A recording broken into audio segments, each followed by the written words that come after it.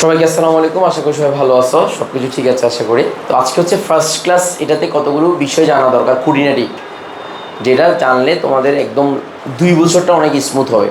তো আমি যেটা নিয়ে প্রথমে কথা বলতেছিলাম সেটা হচ্ছে, যখন বইটা অনুমোদন দেওয়া হয়েছে, এই বইটা অনুমোদন দেওয়া হয়েছে, এটা সাইজ ছিল কত, 250 পৃষ্ঠা। আর এখন যে এই বইটার সাইজ কত হয়েছে, প্রায় 650 পৃষ্ঠার মতো। তো তার মানে আমার এখানে কিছু বুলশিট জিনিস ঢুকানো হয়েছে, যে জিনিসগুলো তোমার অ্যাকচুয়ালি কোনো দরকার নাই, কিন্তু তারপরে দেওয়া হয়েছে এবং এটা লিখে দেওয়া হয়েছে। তো তোমার মানে একটার ভিতরে একটা ঢুকে দেবে, বিভিন্ন পরীক্ষার সময় নতুন নতুন টপিকগুলো যোগ করছে, দ্যাটস ইট।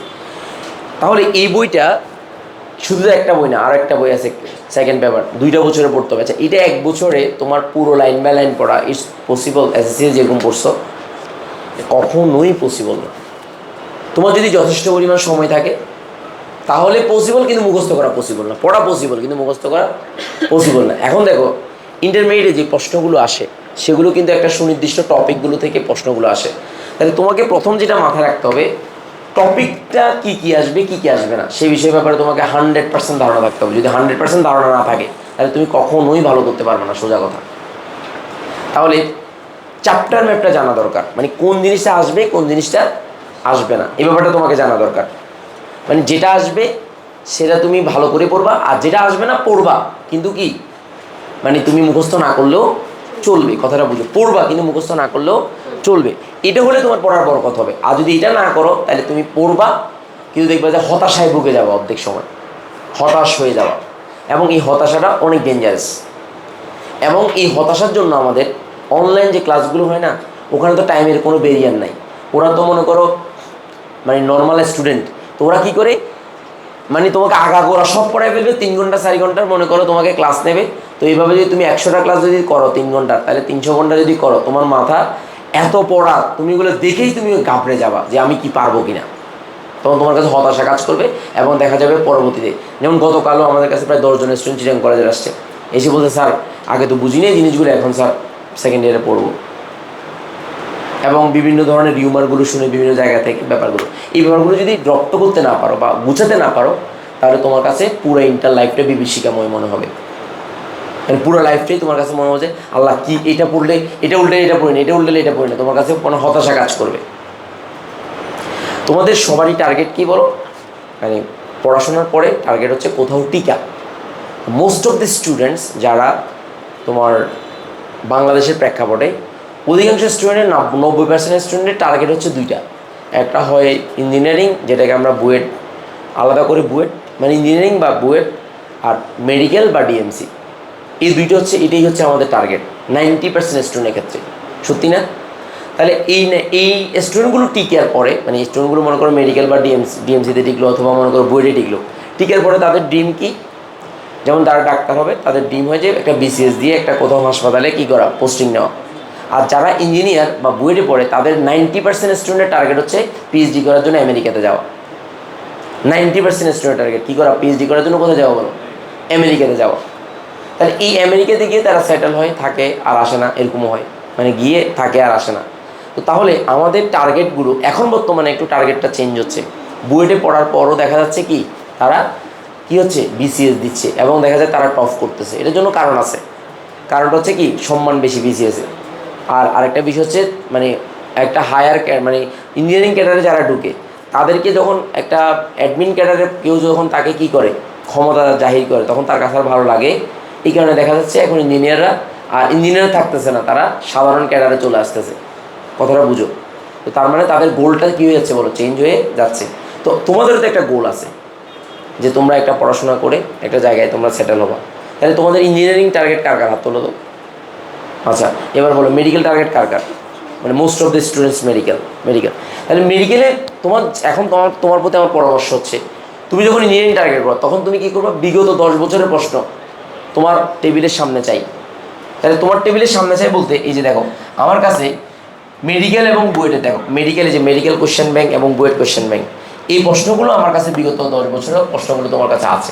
থাকলে তখন যে কাজটা করবা, তুমি এই মেডিকেলের জন্য তুমি যে জিনিসটা করবা, বুয়েটের জন্য বিগত 10 বছর প্রশ্ন তোমার সামনে রাখবা, আর আমার এই পিডিএফটা তুমি পেয়ে যাবা। এখানে ক্যালকুলেটর কী ব্যবহার করতে হবে সেটা সহ দেওয়া আছে। চ্যাপ্টার ভিত্তিক একদম প্রত্যেকটা চ্যাপ্টারে টপিক ওয়াইজ জিনিসগুলো দেওয়া আছে, প্রতিটা চ্যাপ্টারে টপিক ওয়াইজ জিনিসগুলো দেওয়া আছে। এই টপিকগুলো যখন তুমি যে কোন চ্যাপ্টার থেকে কয়টা প্রশ্ন আসছে এই পর্যন্ত 9 থেকে 21 সালে আসা প্রশ্নের মধ্যে সবচেয়ে বেশি প্রশ্ন আসে কোথা থেকে, তারপর কোথায়, তারপর কত, তার চ্যাপ্টার 5 এবং চ্যাপ্টার 1 থেকে খুব কম আসছে। দেখছো তো? তাহলে কোন অধ্যায় থেকে কয়টা জিনিস আসছে এবং কোনটা থেকে কয়টা, কোন বোর্ডে কয়টা আসছে সবগুলো এখানে দেওয়া আছে। এবং সবচেয়ে করার সেটা হচ্ছে এই যে বিষয়গুলো কোনটা, মানে প্রশ্নগুলো তুমি কীভাবে লিখবা এবং প্রত্যেকটা টপিক কোন কোন মেডিকেল বইটা আসছে, কোন সময় কয়টা, কত মানে কত সালে আসছে সবগুলো এখানে দেওয়া আছে। তাহলে তুমি যখন যে টপিকটা পড়বা সেই টপিকের সাথে এটার প্রশ্নগুলো আসছে কিনা দেখবা, যেহেতু তোমার টার্গেট একটা স্বপ্নটা পূরণে আগাইতে হবে। এখন কীভাবে পড়বা সেটার জন্য একটা গাইডলাইন দরকার না? তাহলে তুমি যে কাজটা করবা সেটা হচ্ছে যেটা তোমার টার্গেট, সেই টার্গেটের বিগত 10 বছরের প্রশ্ন তোমার সামনে থাকা চাই। টপিক প্রথমে তুমি প্রশ্নগুলো দেখার দরকার নাই, বা দেখলেও তুমি টেনশন নেওয়ার দরকার নাই, কারণ যেহেতু তুমি পড়ো নাই। তাহলে তুমি কী করবে, একটা টপিক পড়বা, পড়ার পর ওই টপিকের সাথে কোনো কিছু মিল আছে কিনা দেখবা। দেন পুরো একটা চ্যাপ্টার পড়া হয়ে গেলে পুরো চ্যাপ্টারটা তোমার পুরো প্রশ্নগুলো তোমার ক্লিয়ার থাকা চাই। তো ক্লিয়ার যখন থাকবে তখন তুমি কী করবা, যে জিনিসগুলো তুমি পড়ো নাই বা আনকমন মনে হচ্ছে সেগুলোর প্রতি তোমাকে আলাদা করে জোর দিয়ে শিখে নিতে হবে। তাহলে প্যারালালি তোমাকে অ্যাডমিশনের জন্য সব আগাইতে হবে। স্যার কথা কি বুঝছো? এবার দেখো তোমার টার্গেট মেডিকেল, তো মেডিকেলে তুমি কী করবা, বিগত বছরে দেখো মেডিকেলে যত প্রশ্ন আসছে, এই মেডিকেলে যত প্রশ্ন আসছে, যেমন গুণগত রসায়ন, তাহলে এই গুণগত রসায়নের যত প্রশ্ন, মানে মেডিকেলে যত প্রশ্নগুলো আছে এই প্রশ্নগুলো আমার এখানে চ্যাপ্টার টপিক ভিত্তিক, একদম টপিক ভিত্তিক আমার এখানে কী করা আছে, আলাদা করা আছে। মানে এই টপিক থেকে এই টপিক ভিত্তিক আলাদা করা আছে, দেখছো আলাদা করা আছে যত সাল আছে। তাহলে এখান থেকে তুমি দেখবা যে টপিক থেকে প্রশ্ন সবচেয়ে বেশি আসছে ওই টপিক কোনোভাবেই কী দেওয়া যাবে না, বাদ দেওয়া যাবে না। ওটা কুড়ি সব পড়তে হবে, সেটা বোর্ড পরীক্ষা আসুক না আসুক পড়তে হবে টপিকটা। যেন টপিকের ব্যাপারে ভালোভাবে নলেজ যখন নিবে তখন দেখবে যে তুমি বারবার পারতেছো জিনিসগুলো, মানে তোমার কাছে একটা আত্মবিশ্বাস কাজ করতেছে এবং তুমি ভালো করতে পারবা, কতটা বুঝতে চেষ্টা করো। তাহলে তুমি যে কাজটা করবা সেটা হচ্ছে তুমি এই যে জিনিসগুলো তুমি পারো বা যে জিনিসগুলো তোমার সেইগুলো তুমি কী করে ফেলবা, টপিকগুলো দেখে ওই টপিকটা তোমার শেষ হয়েছে কিনা চ্যাপ্টার শেষে তুমি এটা রিভাইজ দিবে, দেখবা। তাহলে তোমার কাছে একটা আত্মবিশ্বাস কাজ করবে। এবং তোমার যদি সেমভাবে টার্গেট যদি ইউনিভার্সিটি হয় তাহলে আমাদের পিডিএফ আছে, তো ওখান থেকে তুমি কী করবা দেখে নিবা, দ্যাটস ইট। তাহলে তোমার প্যারালালি একাডেমিক প্লাস অ্যাডমিশন একসাথে আগাবে, তোমার কোনো ঝামেলা হবে না। হবে না মানে হবে না, সোজা কথা, হবে না মানে হবে না। তো তাহলে এই ব্যাপারটা তোমাকে মাথায় রাখতে হবে। এবার দেখো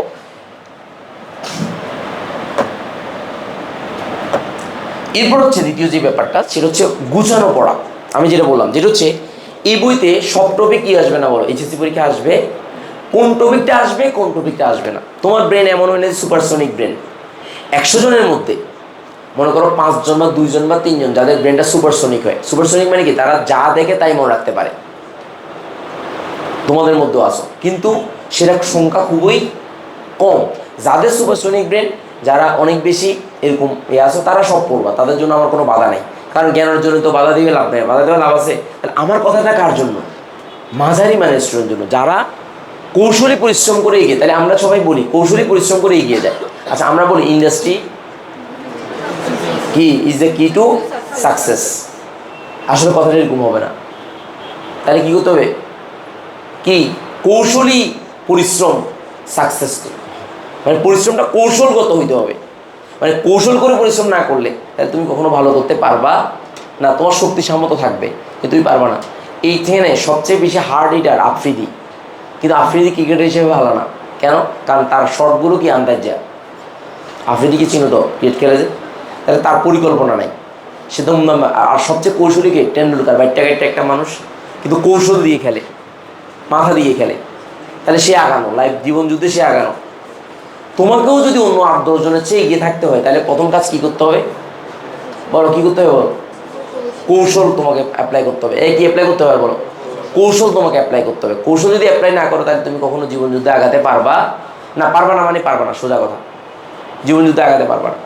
এই কারণে কৌশলটা কি, যে টপিক থেকে বিগত বছরের প্রশ্ন আছে ওই টপিকগুলোকে তোমাকে আলাদা করে আইডেন্টিফাই করা, ওই টপিকগুলো বেশি বেশি পড়বা। আর বাকি টপিকগুলো কী করবা, জাস্ট রিডিং করবা, বাট ওটার প্রতি কোনো গুরুত্ব দেওয়ার দরকার নাই। রিডিং করবা, এটার প্রতি আলাদা করে কোনো গুরুত্ব দেওয়ার দরকার নাই। দরকার নাই মানে দরকার নেই। স্যার কথা কি বুঝতে পারছো? আমার কথা কি বুঝছো, মাথায় ঢুকছে? তো তাহলে পরিশ্রম করলে তোমার ভালো রেজাল্ট করতে পারবে না, কৌশলী পরিশ্রম করতে হবে, তাহলে ভালো রেজাল্ট করা সম্ভব। তাহলে পরিশ্রমটা ফন্ডশ্রম যাতে না হয় এই ব্যাপারটা আমার, দেন তোমার পড়াটা গুছানো পাবা, তোমার কাছে স্বস্তি লাগবে, তোমার দেখবে যে সব কিছু কমপ্লিট মনে হবে। আর যদি অগুছালোভাবে পড়াশোনা করো, হাজারি স্যারের বইটা উল্টাইলে মাথা মাথা গরম হয়ে যাবে। কেন বলো তো? অগোছালো পড়াগুলো কি বলো, ওরিয়েন্টেশন, একটা টপিকের মধ্যে আরেকটা টপিক ঢুকানো, যেটা পরীক্ষায় কখনো আসে না। তখন দেখবে যে পুরোপুরি তোমার কাছে উল্টাপাল্টা মনে হবে। এই কারণে তুমি গুছিয়ে পরিশ্রম করার জন্য ভালো গাইডলাইন দরকার, যেটা আমি আজকে এখন করতেছি। তাহলে প্রথমে দেখো, আমি প্রথমে তোমাকে পুরো অধ্যায় নিয়ে তোমার কথা বলবো। পুরো অধ্যায় বলতে কি, মানে পুরো অধ্যায় বলছি, পুরো ফার্স্ট পেপার নিয়ে কথা বলবো। তারপর হচ্ছে আমরা চ্যাপ্টার ম্যাপ দেবো। চ্যাপ্টার ম্যাপ মানে কি, কোন কোন জিনিসটা পড়তে হবে, কোন কোন জিনিসটা পড়তে হবে না, বা কী কী টপিকে আসে, একদম ধারাবাহিকভাবে গুছিয়ে দেবো, সেটাই আমরা পড়বো। এখন দেখো, প্রথমে দেখো রসায়নের চ্যাপ্টার আছে কয়টা বলো? 5টা। কয়টা আছে বলো? 5টা। 5টা কী কী? 5টা দেখো রসায়নের চ্যাপ্টার, সবাই এটা লিখো। লিখার পর দেখো, প্রথমে লিখো, দেখো chemistry first paper, chemistry first paper. আচ্ছা, এই ফার্স্ট পেপারের মধ্যে তুমি দেখো, এদিকে দেখাও, অধ্যায় হচ্ছে 5টা। তাহলে 1 নাম্বার হচ্ছে ল্যাবরেটরি নিরাপদ ব্যবহার, ল্যাবরেটরির নিরাপদ ব্যবহার, নিরাপদ ব্যবহার। 2 নাম্বার গুণগত রসায়ন, গুণগত রসায়ন। 3 নাম্বার মৌলের পর্যায়িত ধর্ম ও রাসায়নিক, মৌলের পর্যায়িত ধর্ম,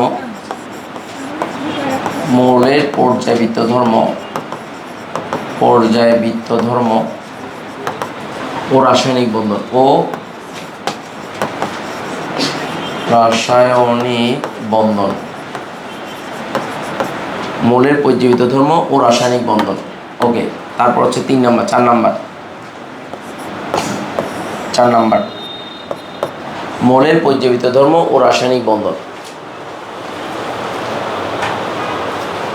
ও রাসায়নিক বন্ধন। তারপর দেখো 5 নাম্বার, 4 নাম্বার, 4 নাম্বারটা হচ্ছে রাসায়নিক পরিবর্তন,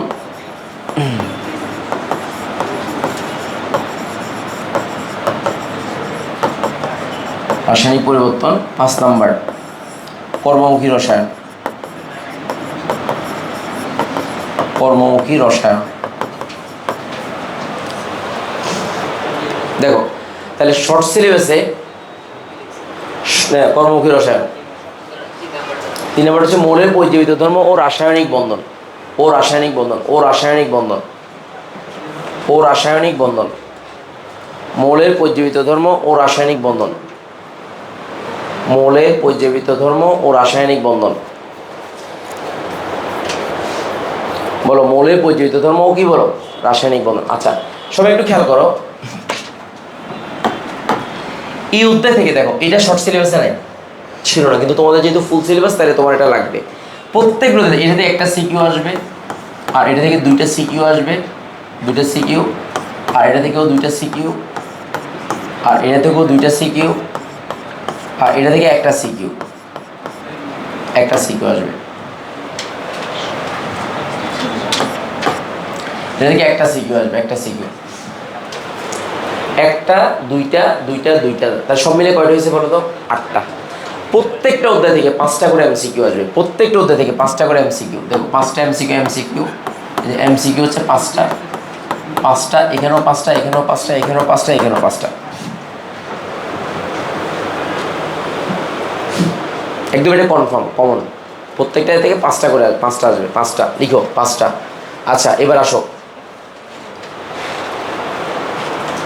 আচ্ছা, সবাই একটু দেখো, খেয়াল করো, সবাই মনোযোগ সহকারে খেয়াল করো। সেটা হচ্ছে, যেহেতু শর্ট সিলেবাস এটা ছিল না, তাহলে বাকি 4টা অধ্যায় থেকে 8টা কোয়েশ্চেন আসছে, কথাটা বুঝে নিন।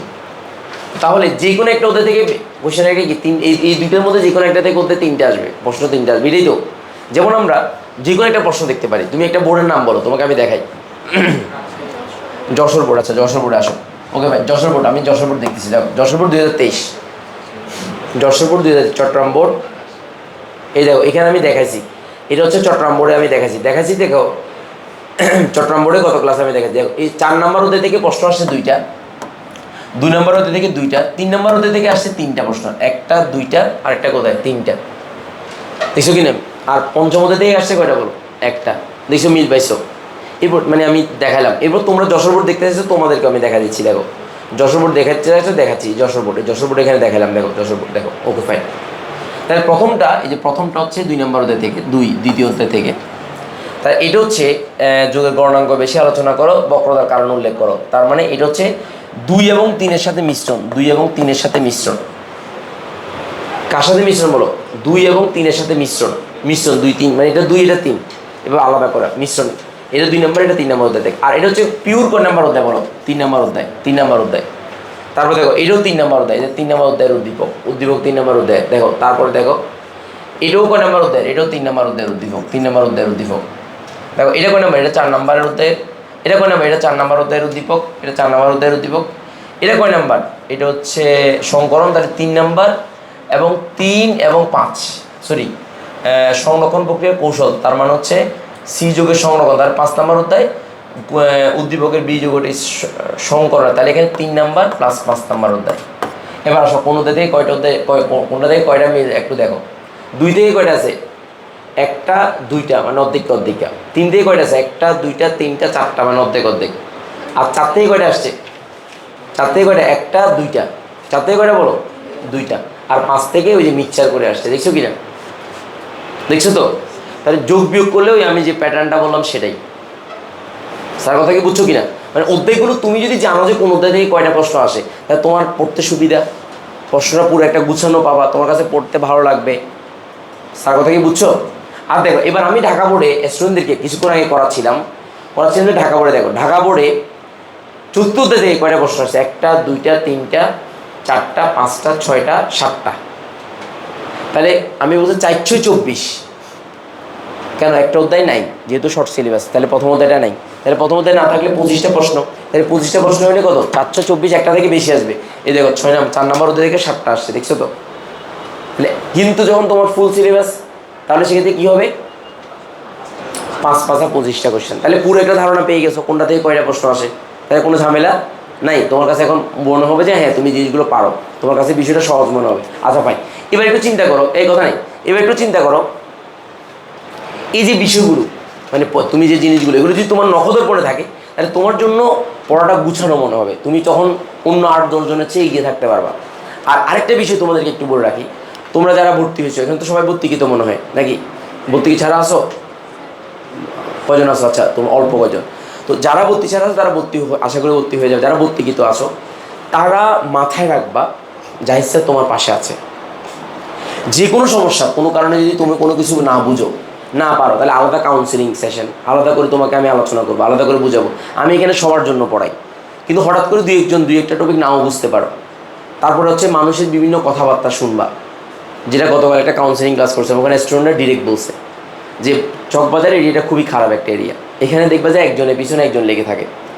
দেখবা যে তুমি কারণের কাছে পরামর্শ নিতে চাইলে তোমাকে ঠাস করে বললো যে কেন ভর্তি হয়েছে সেখানে, তোর তো লাইফ শেষ, জীবন শেষ। এই কথাগুলো, এই আফসোসটা যদি তোমার কাজ না করে, তুমি ভর্তি হয়েছো, বাবা মার অনেক কষ্টের টাকা, এই টাকাটা অনেক কষ্টের, কারো কারো বাবা মা ধার করে পর্যন্ত নিয়ে দিছে, লোনে পর্যন্ত নিয়ে দিছে, এই টাকাটা দিছে। এই টাকাটা কষ্টের টাকা, এটা কখনো যাতে মনে না হয় যে তুমি খারাপ জায়গায় তুমি ডালছো টাকাটা। মানে তুমি একটা দেখবা আমাদের অনলাইনগুলোতে যে ঘটনাগুলো হবে, যে তুমি ভর্তি হয়ে গেছো, দেখবা যে ঘন্টার পর ঘন্টা ক্লাস দিচ্ছে, তোমার মাথার উপর দিয়ে যাচ্ছে, দেখা যাচ্ছে কোনো হাতা তো পাচ্ছ না, কী পড়বা কী করবা, কোনো গুছানো ইয়া নেই। তার মানে একটা, তুমি যদি জিনিসটাকে সিমিলারিটি খুঁজো, তাহলে দেখো একটা এমবিবিএস ডাক্তার সদ্য পাস করলে, তার কাছে যদি তুমি যাও, দেখবে যে সে কমপক্ষে 10 থেকে 12টা ওষুধ দেবে, কারণ সে তো রোগটা চিনে না, সে কী করে সর্বরোগের ওষুধ দিয়ে দেবে, কারণ সে রিস্ক নিতে চাইবে না। কিন্তু একটা অভিজ্ঞ ডাক্তারের কাছে যদি যাও, টাকা খরচ করে, সে তোমাকে সুনির্দিষ্ট রোগের জন্য সুনির্দিষ্ট ওষুধগুলো দেবে, এবং তোমার সেখানে রোগ ভালো হবে। তাহলে কি ডাক্তার অভিজ্ঞতার দাম নাকি তোমার হরগন্ডিয়ার দাম? এখন তো অনলাইনের যুগ, বুয়েটে ঢুকলেই ট্যাগ পাইলেই টিচার হয়ে যাচ্ছে, অনলাইন টিচার হয়ে যাচ্ছে, 200 টাকা 300 টাকা 500 টাকা কোর্স সেল করতেছে। তারপর দেখবা যে অনেকে ইন্টারও পাস করে, দেখবা যে দেখা যাচ্ছে কি অর্ধেক করে আর পড়তেছেও না, দেখা যাবে টিচার ফুরুদুস্তু টিচার হয়ে যাচ্ছে। তাহলে ওদের অভিজ্ঞতা আর এখানে যে আসছো, ডিফারেন্স অবশ্যই ডিফারেন্ট। আমি সব পড়াবো কিন্তু বলে দেবো এটা লাগবে এটা লাগবে না, তখন তোমার কাছে একটা স্বস্তি কাজ করবে। কোনটা পড়তে হবে কোনটা পড়তে হবে না সেটা তুমি জানবা, তখন তুমি মনে করবে যে হ্যাঁ আসলে এটা লাগবে এটা তখন দেখবে আমাদের সমস্যা কি আমাদের যারা মানে পড়ে তখন দেখা যায় কী করে সুনির্দিষ্ট করে বলো না, তখন স্টুডেন্ট তোমার বন্ধু একটা আল্লাহ তোর এটা পড়ে নাই, আল্লাহ তুই অনেক কিছু মিস করছস, দেখবে এরকম বলবে। তো তুই তারে বলবি যে তুই কি পড়ছস বল, কি আসে আমার দেখা দাস, সেটা বলে বলে কি পড়ছস কি তুই আসে বল, এটা কোথায় আসছে দেখা বল। আমি তো প্রতিটা জিনিস আমার কাছে এখানে আছে, দলিল আছে, যখন যেটা পড়াবো সেটা দলিলটা তোমাকে দেখাই দেবো, তাহলে তোমার আর কি হচ্ছে না, ভয় থাকবে, তুমি বুঝতে পারবে স্যার তোমাকে আসলে ক্লিয়ার করছি না ক্লিয়ার করি নাই, তোমার একটা আলাদা কি তৈরি হবে, মানে সেন্স ক্রিয়েট হবে যে তুমি কি আসলে পড়তেছো নাকি পড়তেছো না, আর পড়লেও ইফেক্টিভভাবে পড়তেছো কিনা। এই ব্যাপারগুলো খুবই গুরুত্বপূর্ণ। এখন যদি তোমার কখনো যদি মনে হয় যে স্যারের পড়াটা বুঝতেছি না বা কোনো প্রবলেম মনে হয়, তখন একদম টেনশন ছাড়া আমার সাথে এসে কথা বলবা, বুঝলেন কথা, পুরো টেনশন ছাড়া আমার সাথে এসে কথা বলবা, স্যার এটা পড়ছি এটা বুঝি না, এটা সমস্যা, এটা আমার সাথে আলাদা করে কথা বলবা, আমার দরজা তোমাদের জন্য খোলা, সোজা কথা। তুমি কাউকে বলার দরকার না, আমাকে বলো যে স্যার আমি জিনিসটা বুঝি নেই, আমার সাথে আলাদা, আমার মোবাইল নাম্বারটা নিয়ে রাখো, সবাই ডাকো একদম হোয়াটসঅ্যাপ 0191286558, এই নাম্বারটা নিয়ে যে কোনো তোমার যদি সমস্যা হয় আমাকে হোয়াটসঅ্যাপে নক দিবা যে স্যার আমার এই প্রবলেম, আইডি নাম্বার দিয়ে যে পরিচয় দিয়ে বলে স্যার আমি আপনার স্টুডেন্ট অমুক বেচের এত এই সমস্যাটা আমার হচ্ছে, স্যার কথা কি বুঝাতে পারছি, মাথায় ঢুকছে নাকি ঢুকে নেই বলো, এই ব্যাপারটা তুমি ক্লিয়ার করবা, আমাকে একদম পরিপূর্ণভাবে জানাই দিবে যে স্যার এটা পারি এটা পারি না, এই কথা নাই, কথা বলি না। এরপর হচ্ছে আমাদের কান ভারী করার জন্য অনেক মানুষ আছে, সতর্ক থাকবা, বি অ্যাওয়ার অফ দ্যাট, তাদের সতর্ক থাকবা। এবং কোনো কিছু তোমার যদি কোনো ইয়ে হয় আমার সাথে এসে জিজ্ঞেস করে নিবা, যেমন একটা রিউমার ছড়াইছে, যেমন স্টুডেন্ট আমি নাকি 6 মাস দেশের বাইরে থাকি, এর একটা রিউমার, গতকাল আরও 2 মাস কমছে, একজনে বলছে 4 মাস, বুঝছো কি না, তার মানে 2 মাস কমছে। হ্যাঁ আমি রিসার্চ করি, যেহেতু আমি বাইরের কানেক্টেড বাইরের দেশের সাথে রিসার্চ করে আমাকে বছরে একবার যেতে হয়, আর একবার গেলে তোমার ক্লাস বন্ধ থাকবে না, কারণ আমি তখন একটা পূর্ণাঙ্গ পরীক্ষার শিডিউল দিয়ে যাই। তাহলে এক সপ্তাহের জন্য গেলে তোমার 3টা ক্লাসে 3টা পরীক্ষা যদি আমি নিই, তাহলে তোমার কি কোনো ক্ষতি হচ্ছে, তোমার কোনো ফিল হচ্ছে কিনা বলো, এই ব্যাপারগুলো বুঝাতে পারি না। এখন সমস্যা হচ্ছে কি কারো তো সহ্য হয় না জিনিসগুলো, এই কারণে তারা কি করে বিভিন্ন রিউমার ছড়ায়। গতকাল একজনের শুনলাম, একটা টিচার, বিখ্যাত একজন টিচার বলতেছে যে আমি নাকি ফটো এডিট করি নাকি মনে করো ইয়ে করছি, মানে ওই যে ছবি টবি যেগুলো আছে এগুলো এডিট করে দিছি, লাইভও নাকি ফটো এডিট করে করছি লাইভ। মানুষের লেভেল, চিন্তার লেভেলটা কত খারাপ, ব্যাপারগুলো একটু মাথায় রাখবা। যে কোনো মনে করবা কোনো টিচারই খারাপ না, কিন্তু সবার কাছে গিয়ে তুমি সিদ্ধান্ত নিবা অ্যাকচুয়ালি তোমার জন্য বেটার কোনটা, এটা মাথায় রাখবা, দ্যাটস ইট, আর কিছু না। আর আমার কাছে ভর্তি হওয়ার পর তোমার যদি মনে হয় যে কোনো কারণে তুমি কি হচ্ছ, বঞ্চিত হচ্ছ বা কোনো কারণে, তাহলে আমার সাথে সরাসরি কথা বলবা। তোমার বন্ধু বান্ধব যে যেটাই বলুক দরকার ওরে নিয়ে আসবা, বলে তুই আয় স্যারের সাথে। অনেকে তো আমাকে চিনেও না জানেও না, কিন্তু কি একটা দেখবে যে একটা কমেন্ট করে ফেলবে, মানে প্রথমে বলে স্লো পড়ায়, অনেক কিছু বাদ দেয়, অনেক ধরনের ইচ্ছা কাহিনি। বাট আমি যা পড়াবো তার দলিল এখানে আছে, সবগুলো দলিল এখানে, কী পড়াবো কী না পড়াবো তুমি তখন অটোমেটিক বুঝতে পারবে, তোমার আইডিয়া হয়ে যাবে, তখন তুমি সিদ্ধান্ত নিতে পারবে আসলে তো কি। গতকাল বললাম না অনেকগুলো স্টুডেন্ট এসে ভর্তি হওয়ার জন্য আমার সেকেন্ড ইয়ারে এরকম বলতেছে, কেন, তারা বুঝতে পারছে বিষয়গুলো। তো তাহলে আমরা হুজুগে না হয়ে, তোমার কাছে যাতে মনে হয় তুমি আমার স্টুডেন্ট, তোমার যাতে কখনো ফিল না হয় যে স্যারের কাছে ভর্তি হয়ে আমি কী করলাম, আমার এত টাকা লস করলাম, এটা যাতে মনে না হয়, আমার সাথে সরাসরি কথা বলবা। স্যারের কথা বুঝছো তো, একদম ফ্র্যাঙ্কলি আমি তোমাদের জন্য একদম উন্মুক্ত, আমাকে বলবা, সরাসরি জিজ্ঞেস করবা, আমি তোমাকে সেটাকে, আমাকে যদি আল্লাহ সুস্থ রাখে ইনশাআল্লাহ আমি, আমাদের সিলেবাস সবার আগে শেষ, চকবাজারে কারো সিলেবাসের, আমার সিলেবাস শেষ হয়ে গেছে, মানে আগামী পরশুদিন আমার সিলেবাস, ফার্স্ট ইয়ার সিলেবাস শেষ হয়ে যাবে, আরও 3 মাস আগে, 2 মাস এখনও, ফার্স্ট ইয়ার ফাইনাল পরীক্ষার 3 মাস বাকি আছে। তো আমাদের কোর্স প্ল্যান আছে না, এই যে কোর্স প্ল্যান কোনটাতে কী পড়াবো আছে কি না বলো, সর্বোচ্চ লেকচারের কোর্স প্ল্যান, এরপর থেকে আমি এখান থেকে কনসাইজ করে আরও গুছাই ফেলবো, যাতে তোমার কাছে কি বার্ডেন মনে না হয়, পড়াশোনাটাকে বার্ডেন হিসেবে নিবে না, আমার সাথে আলোচনা করবা যে কী কী আসবে কী কী আসবে না, এবং কী কী পড়বা কী কী পড়বো না আমি আলাদা করে দেবো, তাহলে তোমার কাছে পড়াশোনাটাকে হালকা মনে হবে, তখন তুমি ভালো রেজাল্ট করতে পারবা, রেজাল্ট ভালো করতে পারবা, অ্যাডমিশন। আর অ্যাডমিশনের জন্য কী বলছিলাম, কোন টপিকগুলো আসে কোন টপিকগুলো আসে না, দেন তুমি তো বুঝতে পারবা কোনটা পড়লে কোনটা পড়তে হবে না, তাহলে তোমার কাছে আর কি কোনো কিছু আনক্লিয়ার থাকবে, সব কিছু ক্লিয়ার মনে হবে, এটা মাথায় রাখবা। ফাইন, এবার আসলে আমরা চ্যাপ্টার ম্যাপ দেবো। কী ম্যাপ দেবো বলতো? Chapter map. মানে এই চ্যাপ্টার আমরা আজকে গুণগত রসায়ন পড়াবো। মনে রাখবা, প্রথম অধ্যায় এবং পঞ্চম অধ্যায় থেকে যদি সিকিউ আসে তাহলে আনসার করবা না। কেন বলো তো? কেন বলো? প্রথম অধ্যায় এবং পঞ্চম অধ্যায় থেকে সিকিউ আসতে আনসার করবো না কেন? কারণ এগুলোতে থিওরিটিক্যাল পড়া, তো থিওরিটিক্যাল পড়াতে নাম্বার কম। তো 2-2 করে যদি কমে যায়, দুইটা ইয়াতে কয়টা কত কমে যাবে? 4 কমে যাবে। তো 4 যদি কমে যায় 50-এর মধ্যে, আরও যদি 4 কমে যায়, তাহলে 8 নাম্বার কমে যাচ্ছে না? তাহলে তোমার 50-এর মধ্যে 8 কমে যাওয়া কি সহজ বিষয়? এই কারণে তুমি রিস্ক নেওয়া যাবে না। ম্যাথমেটিক্যাল টার্ম হলে আনসার করবা, বিক্রিয়া থাকলে আনসার করবা, তাহলে ফুল মার্কস পাবা।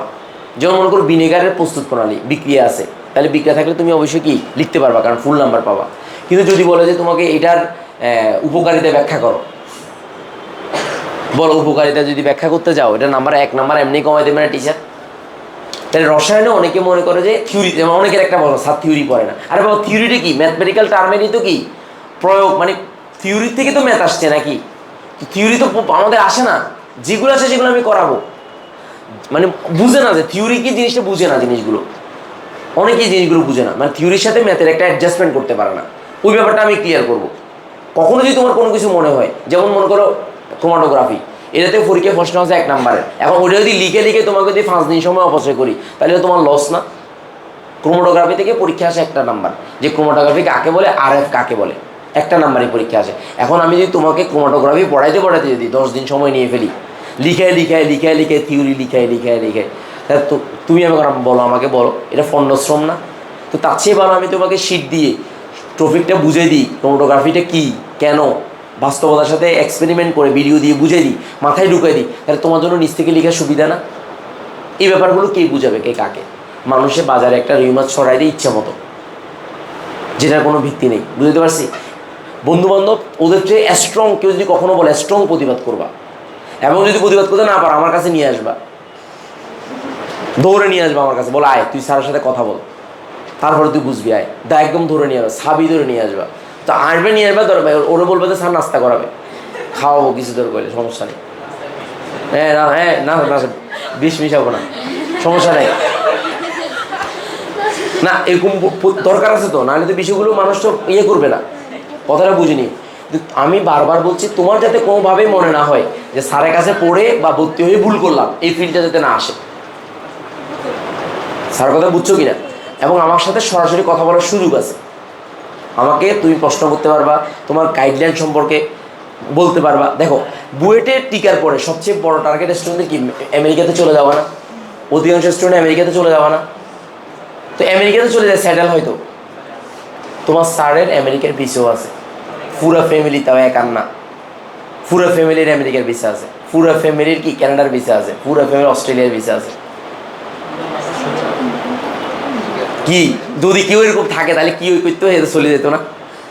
তাই তো স্যার, আমার এটা ভালো লাগে, এটা আমার স্বপ্ন হচ্ছে ইন্ডাস্ট্রিয়ালিস্ট হওয়া। এখনও আমার স্বপ্ন ইন্ডাস্ট্রিয়ালিস্ট হওয়া।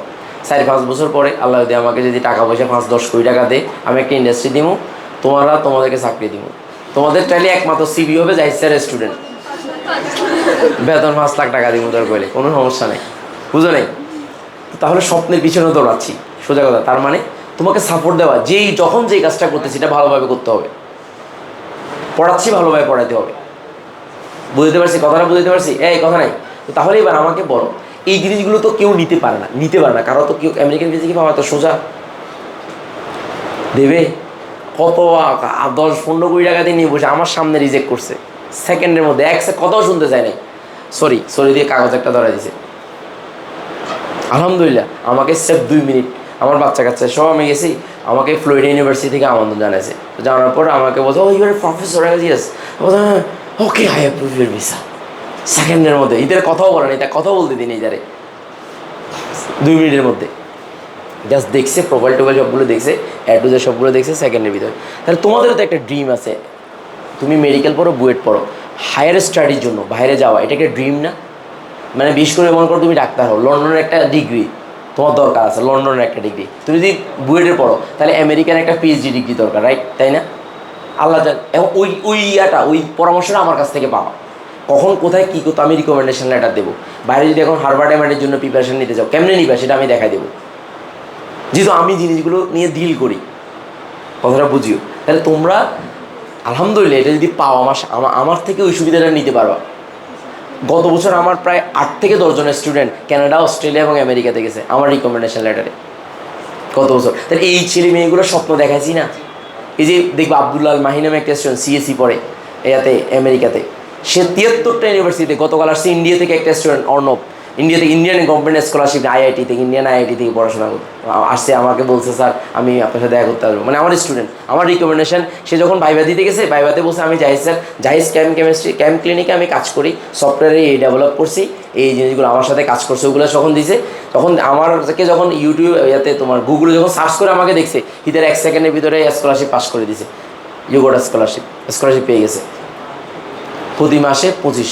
না এদিকে দেখো, ব্যাপারটা বুঝে নিও। তোমাদেরকে আমি বলছি উৎসাহর জন্য, তার মানে আমি তোমার সাপোর্ট হিসেবে থাকবো, দ্যাটস ইট। মানে তোমাকে যদি আমি স্বপ্ন পূরণে সহযোগিতা করতে পারি, তাহলে তোমার স্বপ্ন যদি পূরণ হয়, তাহলে তোমার ভালো লাগবে না? আমিও তো চাই জিনিসটা।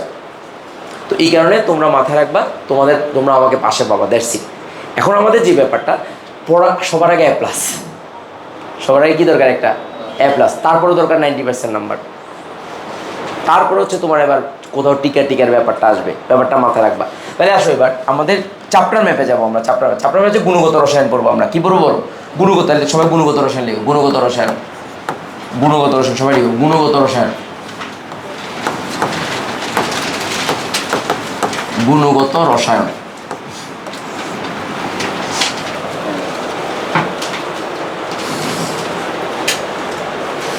দেখো গুণগত রসায়ন, ওকে ফাইন। এবার দেখ এই গুণগত রসায়নের একটু দেখ, প্রথমে দেখ এদিকে তাকা। পার্ট 1, প্রথম হচ্ছে পার্ট 1। এই পার্ট 1-এ কী আছে দেখো, পার্ট 1-এ কী আছে? পার্ট 1 হচ্ছে বেসিক জিনিস, সেটা কি? মৌলিক কণিকা। দেখো মৌলিক কণিকা কী স্যারকে বলো তো? মৌলিক কণিকা, তাহলে ইলেকট্রন, প্রোটন, নিউট্রন এবং বাড়তি জিনিসগুলো, প্লাস আইসোটোপ, আইসোটোন কতগুলো আছে না? আইসোটোপ, আইসোবার প্লাস আইসোটোন, এই যে আইসোটোন প্লাস বিবিধ, মানে বিবিধ মানে বেসিক প্লাস বেসিক। এখানে কতগুলো বেসিকটা কি বলো তো? বেসিক হচ্ছে পারমাণবিক ভরটর আছে না কতগুলো, আপেক্ষিক পারমাণবিক ভর সংখ্যা নির্ণয়। এই টপিকটা শুরুতে দেওয়া দরকার ছিল, কিন্তু হাজারি স্যার এটা কোথায় দিছে? মাঝখানে দিছে, বইয়ের মাঝখানে দিছে। তাহলে তুই শুরুতে পাবি না, এটা কোথায় পাবি বল? মাঝখানে পাবি, হাজারি স্যারের বইতে মাঝখানে পাবি, মাঝখানে। তারপরে দেখ এবার হচ্ছে পার্ট টু তো হচ্ছে আমরা যে বিভিন্ন মডেল আছে, পারমাণবিক মডেল, তাহলে বিভিন্ন কি বল? পারমাণবিক মডেল। তাহলে পারমাণবিক মডেল, যে পারমাণবিক মডেল সময় পারমাণবিক মডেল। তাহলে মডেলের মধ্যে 1 নাম্বার রাদারফোর্ড পারমাণবিক, যে রাদারফোর্ডের মডেল, যে রাদারফোর্ড এর মডেল। কার মডেল আবার বল? রাদারফোর্ড। এই কার মডেল আবার বল? রাদারফোর্ডের মডেল। এই রাদারফোর্ডের মডেলে সবচেয়ে গুরুত্বপূর্ণ সেটা হচ্ছে আলফা কণা পরীক্ষা। এখন দেখ এই 2 নম্বর যে টপিকটা, সেটা হচ্ছে বোর পরমাণু মডেল।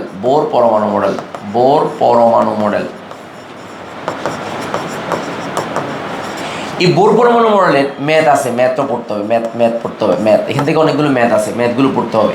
এছাড়া আরও পারমাণবিক মডেল আছে যেগুলো এক্সট্রা। এই এক্সট্রা যে পারমাণবিক মডেলগুলো আছে, যেগুলো লাগবে না সিলেবাসে নেই, এক্সট্রা। এই এক্সট্রা মানে কি বলতো? সিলেবাসে নেই কিন্তু পড়বো, বাট প্রেশার নেবো না, মুখস্থ করবো না। তাহলে কি আছে? হাইজেনবার্গের অনুচ্ছেদ, হাইজেনবার্গের অনুচ্ছেদ দিই, তার মানে এগুলো লাগবে না। এখান থেকে একটা সিকিউ আসে, এখান থেকে মাঝে এখান থেকে কোনো সিকিউ আসে না, শুধু এমসিকিউ। প্রথম পার্টটা শুধু এমসিকিউর জন্য, কোনো সিকিউ আসে না এখান থেকে। তাহলে হাইজেনবার্গের অনুচ্ছেদ দিই, যে হাইজেনবার্গের অনিশ্চয়তা নীতি।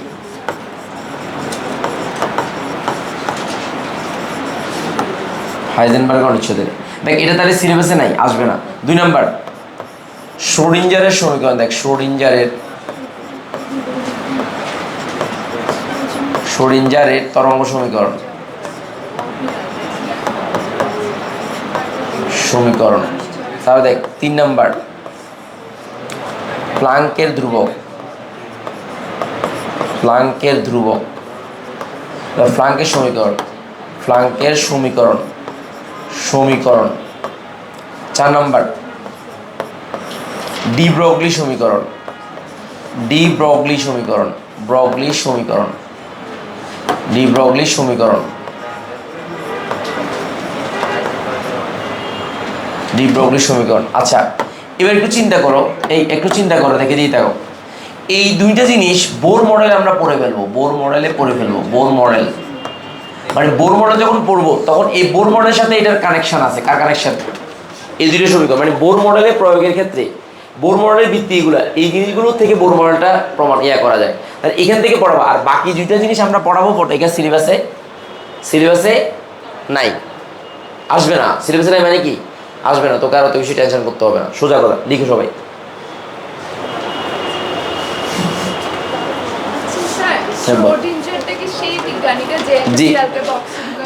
বিড়ালকে বক্সে ঢুকে সেটা বানাইছি যে, হ্যাঁ ঠিক, ওইটাই তো, ওইটাই তো, ওইটাই তো, হ্যাঁ হ্যাঁ, আপেক্ষিকতা। হ্যাঁ, কোনো একটা বক্সে বিড়াল রাখতে সম্ভাবনা কয়টা বলো? দুইটা। কি কি? বেঁচে গেছে, মরে গেছে। সম্ভাবনা দুইটাই তো, বেঁচে গেছে। এই সম্ভাবনা বুঝাইতে সম্ভাবনাটা জিনিসটা প্রয়োগ করা আর কি, সরিঞ্জারে বিড়াল হিসাবে চিহ্নিত করা হয়।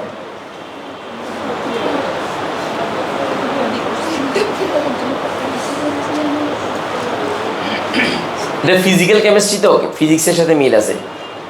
ফিজিক্যাল, হ্যাঁ। না না, শর্ট সিলেবাসে নাই, এটা সরি সিলেবাসে নেই। এইচএসসি আসে নাই, আসবেও না। বুয়েট টুয়েটও আসবে না, কোথাও আসবে না। আসবে না মানে আসবে না, আসে নাই, আসবে না, সোজা কথা। তাহলে পড়তে হবে কেন বলো? কেন কেন কেন? জানার জন্য, বুঝাতে। আমি বুঝাবো আলাদা করে, জানাই দেবো। কতগুলো পার্ট, কতগুলো বলো? পার্ট 2 গুলো। এবার হচ্ছে পার্ট 3। আসো পার্ট 3, এবার আসো পার্ট 3তে। পার্ট 3তে আসো, পার্ট 3 দেখো। বোর পরমাণু মডেল যেটা আছে, সে বোর, এই কথা নেই, এই বোর পরমাণু মডেলের যে ইয়াটা আছে, প্রয়োগটা আছে, সে প্রয়োগটা বোর পরমাণু মডেলের প্রয়োগ। লিখো বোর পরমাণু মডেলের প্রয়োগ, বোর পরমাণু মডেলের প্রয়োগ, পরমাণু মডেলের প্রয়োগ, মডেলের প্রয়োগ, প্রয়োগ। এই প্রয়োগের মধ্যে প্রয়োগটা কি? এটা পুরোটা হচ্ছে ম্যাথ। যাদের টার্গেট বুয়েট তাদের জন্য মাস্ট পড়তে হবে বুয়েট। আর মেডিকেলের জন্য দরকার নাই, টোটালি দরকার নেই টপিকটা। মেডিকেলের জন্য এটা কনফার্ম দরকারই নেই, কারণ এগুলো ম্যাথ কি আসবে, মেডিকেল তো ম্যাথ আসে না। আর ম্যাথ যেগুলো আসে সেগুলো হুবহু আমার শীত থেকে কমন আসবে, হুবহু দাড়ি কমা সহ কমন আসবে। আমার যে শিখতে দিচ্ছি সেখান থেকে কমন আসবে। আচ্ছা এবার একটু খেয়াল করো, এখানে ম্যাথটা যেটা পড়বা, এই ম্যাথগুলো পড়বা, সূত্র পড়লে হয়ে যায়, কিন্তু আমরা প্রমাণ সহ শিখাবো যে জিনিসটা কীভাবে আসছে, কেমনে আসছে। তো এটার জন্য আমরা যে কাজটা করবো সেটা হচ্ছে, এটা হচ্ছে হাইড্রোজেনের, যে হাইড্রোজেন পরমাণুর, হাইড্রোজেন পরমাণুর, যে হাইড্রোজেন পরমাণুর, পরমাণুর ব্যাগ, ব্যাসার্ধ। তাহলে হাইড্রোজেন পরমাণু দেখো, হাইড্রোজেন পরমাণুর ব্যাসার্ধ, ব্যাসার্ধ। তারপর হাইড্রোজেন পরমাণুর ইলেকট্রনের শক্তি, এখানে ইলেকট্রন হবে, পরমাণু ইলেকট্রনের, ইলেকট্রনের। আর হাইড্রোজেন পরমাণুর ব্যাসার্ধ, এর ব্যাসার্ধ, এর শক্তি, শক্তি নির্ণয়।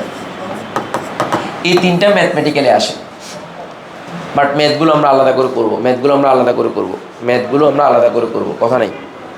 ম্যাথগুলো ব্যাগ, ব্যাগ, তারপরে ব্যাগ, ব্যাসার্ধ এবং শক্তি আমরা আলাদা আলাদা করে করবো। দ্যাটস ইট, আলাদা আলাদা করে করবো, মাথায় রাখবা। ওকে,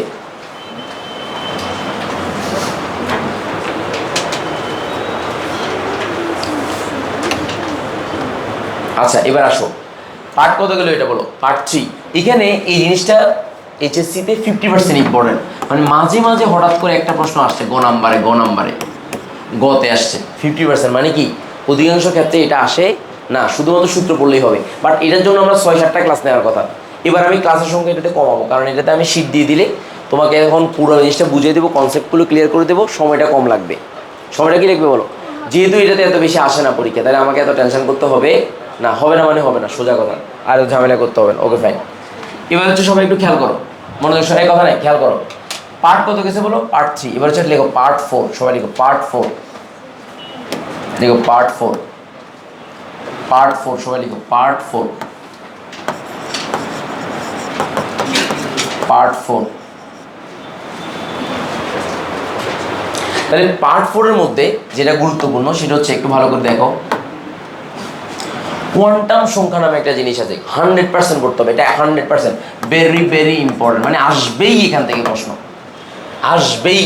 আচ্ছা কোয়ান্টাম সংখ্যার আগে দাঁড়াও, কোয়ান্টাম সংখ্যার আগে হাইড্রোজেন বর্ণালীটা আগে পড়ে ফেলতে হবে। তাহলে হাইড্রোজেন বর্ণালী হাজারি স্যারের বইতে কি নেই বলো, আলাদা করে কোনো টপিক নাই, হাইড্রোজেন বর্ণালীটা আলাদা করে টপিক নেই, কিন্তু হাইড্রোজেন বর্ণালীর সাথে মানে প্রত্যেকটা বছরই হাইড্রোজেন বর্ণালী থেকে একটা প্রশ্ন আসবেই কনফার্ম। তুমি একটা বোর্ডের নাম বলো, আমি প্রমাণ দেখাই। সিলেট বোর্ড, ওকে ভাই সিলেট বোর্ড দেখাচ্ছি, দেখো সিলেট বোর্ড ঢাকা বোর্ড তো, দেখো সিলেট বোর্ড আমি দেখাচ্ছি, সিলেট বোর্ড সবার পরে মনে হয়, দেখো চট্টগ্রাম বোর্ড দেন সিলেট বোর্ডে, সিলেট বোর্ড আসো। এই যে উদ্দীপকের বিকিরণের তরঙ্গ দৈর্ঘ্য নির্ণয় করো হাইড্রোজেন প্রণালী থেকে, মানে প্রত্যেকটা বছর এখান থেকে একটা প্রশ্ন আসবেই। এই সূত্র কি দেখো, দেখো এই 1 by lambda is equal to R H 1/n1 square minus 1 কি বলো, এই আর এইচ এর মানটা কনস্ট্যান্ট, n1 n2 মানটা বসাই দিলে এই যে n1 এর মান হচ্ছে যে স্তরে এসেছে প্রথম স্তর দ্বিতীয় স্তর, আর যে স্তর থেকে এসেছে চতুর্থ স্তর থেকে, বা এইভাবে, অথবা এটাকে যদি প্রথম স্তর ধরো দ্বিতীয় তৃতীয়, তার মানে কি তৃতীয় স্তর থেকে দ্বিতীয় স্তরে এসেছে, অথবা তৃতীয় স্তর থেকে প্রথম স্তরে এসেছে।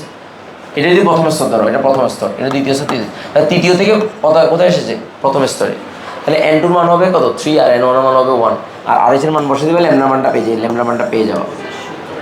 তার মানে এখান থেকে প্রশ্ন আসবেই কনফার্ম, একটা প্রশ্ন আসবেই। এখন দেখো এটা তো শুধু আসে না, পরীক্ষাতে একটু কি পেঁচানো হয়ে আসে, তাহলে পেঁচানো মানে কি, তার মানে এটার সাথে কি কি জিনিসগুলো আছে যেটা হাজারি স্যারে বলতে দেখবা হাইড্রোজেন বর্ণালীর পরে আরেকটা টপিক তার সাথে লাগানো নাই, অনেক দূরে, কিন্তু দুইটা টপিক মিলে একসাথে কি আসে, সিকিউ আসে। তাহলে দুইটা টপিক একসাথে পড়ে ফেললে ভালো না। তাহলে এই হাইড্রোজেন বর্ণালী আমরা পড়বো, দেখো এই হাইড্রোজেন বর্ণালী পড়বো, যে হাইড্রোজেন বর্ণালী বিভিন্ন সিরিজ, যে বিভিন্ন সিরিজ, লাইভেন সিরিজ, বামার সিরিজ প্লাস ম্যাথ আছে, এবং তার সাথে সাথে আমাকে আলাদা করে যেটা পড়তে হবে সেটা হচ্ছে কি তড়িৎচুম্বক বর্ণালী। কি বলো, তড়িৎচুম্বকীয় বর্ণালী। দেখো তড়িৎচুম্বকীয় বর্ণালী, যে তড়িৎচুম্বকীয় বর্ণালী, তড়িৎচুম্বকীয় বর্ণালী, দেখো তড়িৎচুম্বকীয় বর্ণালী, চুম্বকীয় বর্ণালী। এবং এই তড়িৎচুম্বক বর্ণালীগুলোর রেঞ্জটা তোমাকে জানতে হবে, সীমা মানে কোনটা থেকে কত কত কত সীমা। এমসিকিউর জন্য খুবই, মেডিকেলের জন্য এটা ফরজে ক্যাফায়া, এমএটি মেডিকেলের জন্য ফরজে ক্যাফায়া, আর মাস্ট এখান থেকে এমসিকিউ হবেই কনফার্ম। এবং এখান থেকে এটা প্লাস ব্যবহারে, যে ব্যবহার, তাহলে এই টপিকগুলো, এই যে জিনিসটা এটা অনেক পরে দেওয়া, বইতে অনেক পরে দেওয়া। আইআর ব্যবহারটা আবার সহজে, আইআর এর ব্যবহার, তারপর এমআরআই এগুলো তোমাকে আলাদা করে তোমাকে আমরা পড়ে ফেলতে হবে। তাহলে তুমি ব্যবহারটা তুমি আলাদা করে পড়ে ফেলতে হবে, এই ব্যবহারটা আলাদা করে পড়ে ফেলতে হবে, বুঝতে পারছি না। তাহলে এই টপিকের সাথে এই টপিক রিলেটেড, কিন্তু হাজারি স্যারের বইতে গেলে তুমি আলাদা করে কোনো টপিক পাবা না, কিন্তু প্রশ্ন আসে এইভাবে, আমি যেভাবে বললাম সেভাবে আসে, এর বাইরে প্রশ্ন আসে না, সোজা কথা। তাহলে এই টপিকটা একসাথে পড়ে ফেলতে হবে। কি পড়তে হবে বলো, একসাথে পড়ে ফেলতে হবে। দেখো তুমি যদি জিনিসটা দেখো, আমি তোমাকে দেখাই, লিখছো সবাই, আমি তোমাকে একটু দেখাই, কারণ তোমাদের তো ছোটো মানুষ তো, তোমাদের একটু দেখলেই মনে হয় মানে ভালো লাগবে। দেখো আমি দেখাচ্ছি, এদিকে দেখো, লিখিও পারো, আমি একটু দেখাচ্ছি তোমাকে। দেখো এদিকে দেখো, এদিকে দেখো, কথা বলিও না। দেখো এই যে কোশ্চেনের দিকে তাকাও, দেখো এই কোশ্চেনটা দেখো, এই এম থেকে অ্যান্সারে আসছে, বলছে যে উদ্দীপকের বিকিরণ চিকিৎসা ক্ষেত্রে নাকি জাল টাকা শনাক্তকরণে ব্যবহৃত হয়, ব্যাখ্যা করো। তার মানে আগে তোমাকে ল্যামডার মানটা বের করতে হবে। ল্যামডার মানটা যদি ইউবি অঞ্চলে হয় তাহলে জাল টাকা জাল নোট, আর ল্যামডার মানটা যদি আইআর অঞ্চলে হয় তাহলে চিকিৎসা ক্ষেত্রে ব্যবহৃত হয়। তাহলে একসাথে ব্যবহার সহ জানতে হবে না। দেখছো কিনা প্রশ্ন কীভাবে আসে, দেখছো কিনা বলো। তার মানে টপিকের সাথে রিলেটেডটা রেখে তারপর তোমাকে পড়তে হবে, তাহলে তোমার কাছে সহজ মনে হবে। এখন যদি তুমি হরমোন দিয়ে পড়ো, খুঁজে পাবা না এমসিকিউ কোত্থেকে আসে, সিকিউ কোত্থেকে আসে, তখন পুরো একটা হতাশার মধ্যে থাকবা, তখন তুমি নিজে বুঝবে না কোথায় কি সিকিউ কোথায় এমসিকিউ। স্যার কথা বুঝছো তো, একটা টপিকের সাথে কোন টপিকটা রিলেটেড সেই টপিকটা তোমাকে একসাথে করে পড়ে ফেলতে হবে, যাতে করে তোমার সিকিউতে আনসার করতে, এমসিকিউতে আনসার করতে কোনো ঝামেলা না হয়। অভিজ্ঞতা একটা ম্যাটার, বুঝছো কিনা, এক্সপিরিয়েন্সটা একটা ম্যাটার, এটা মাথায় রাখবা। তুমি হরগন্ডিয়া পড়ো আর গুছানো পড়ো, দুইটার মধ্যে কি আছে, একটা পার্থক্য আছে।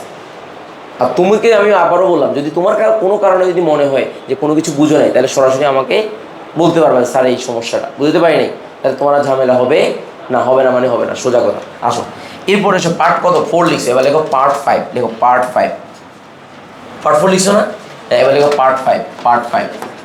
তাহলে এখান থেকে একটা সিকিউ আসে মাস, তাহলে এটা কি ভেরি ভেরি ইম্পর্টেন্ট দিছো না? হ্যাঁ, এবার 5 নাম্বার দাও, 5 নাম্বার পার্ট 5, এটাও ভেরি ভেরি ইম্পর্টেন্ট দাও, অনেক বেশি ইম্পর্টেন্ট দাও, অনেক বেশি কথা নেই, অনেক বেশি গুরুত্বপূর্ণ কথা নেই। এটা হচ্ছে কোয়ান্টাম সংখ্যা, এখান থেকেও একটা প্রশ্ন আসবে, কোয়ান্টাম সংখ্যা, কোয়ান্টাম সংখ্যা, কোয়ান্টাম সংখ্যা। এই কোয়ান্টাম সংখ্যার সাথে সাথে orbit orbital, orbit orbital, orbital চিত্র, চিত্র মানে চিত্রগুলো লাগবে। এবং তার সাথে সাথে আমি পার্ট 6 দেখছিলাম আরেকটা ইয়েতে তোমার যে আগের বেসটাতে, তো আমি দুটোকে একসাথে করে দিই। এটার সাথে সাথে তোমরা শিখবা যে ইলেকট্রন বিন্যাসের নীতি, দেখো মানে আরেকটা টপিক আরেকটা, বাট একসাথে আসে, তাহলে আমি টপিকটাকে আলাদা করি, দাঁড়াও এই টপিকটা পার্ট 6 করে দিই, তোমাদের সুবিধা হবে। পার্ট 6 ইলেকট্রন বিন্যাসের নীতি, ইলেকট্রন বিন্যাসের নীতি, ইলেকট্রন বিন্যাসের নীতি, বিন্যাসের নীতি। তাহলে এটা কি? এটা হচ্ছে আউটবাউন্ড নীতি, যে আউটবাউন্ড নীতি 1 নাম্বার আউটবাউন্ড নীতি, যে 1 নাম্বার হচ্ছে আউটবাউন্ড নীতি।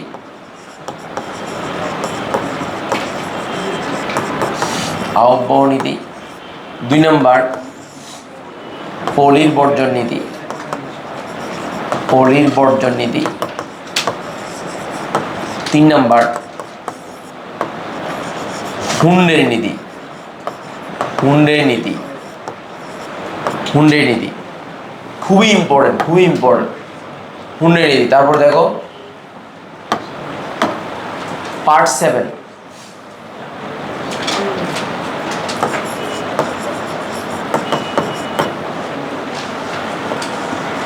খুবই ইম্পর্টেন্ট, ভেরি ভেরি ইম্পর্টেন্ট। তাহলে 6 এবং 7 মিলে একটা কি আসে বলো? 6-7 মিলে কি আসে? একটা সিকিউ আসে। 6 এবং 7 মিলে একটা সিকিউ, দেখো 6 + 7 এই দুইটা মিলে একটা সিকিউ, একটা সিকিউ আসে, একটা সিকিউ, এই দুইটা মিলে একটা সিকিউ, মানে 6 নাম্বার 7 নাম্বার মিলে একটা সিকিউ আসবে, 6 এবং 7 নাম্বার টপিক মিলে একটা সিকিউ আসবে। বুঝতে পারছি কিনা? আচ্ছা, অনেক সময় হাইড্রোজেন বর্ণালীর সাথেও কি করে দিই বলো, মানে 4, 5, 6 এগুলো মিলে একটা টপিক, একটা সিকিউ আসে। বলো 4, 5, 6 এই টপিক মিলে একটা সিকিউ আসে, মানে পুরো টপিকগুলো মিলে একটা সিকিউ আসে। আচ্ছা, এবার হচ্ছে পার্ট 7, পার্ট 7, পার্ট 7 হচ্ছে দ্রাব্যতা, দ্রাব্যতা নীতি। দেখো দ্রাব্যতা, দ্রাব্যতা নীতি, দ্রাব্যতা খুবই ইম্পর্টেন্ট। এখান থেকে মাস্ট একটা পূর্ণাঙ্গ একটা সিকিউ আছে, বিবিআই পূর্ণাঙ্গ একটা সিকিউ আসবে, সিকিউ পূর্ণাঙ্গ একটা সিকিউ এখান থেকে আসবে। দ্রাব্যতা, দ্রাব্যতা নীতি, দ্রাব্যতা নীতি, অনেকগুলো ক্লাস লাগবে এটা শেষ করতে। তারপর সম আয়ন প্রভাব, সম আয়ন প্রভাব প্লাস সামান্য থিওরি থাকে, ম্যাথ থাকবে, ম্যাথ থিওরি।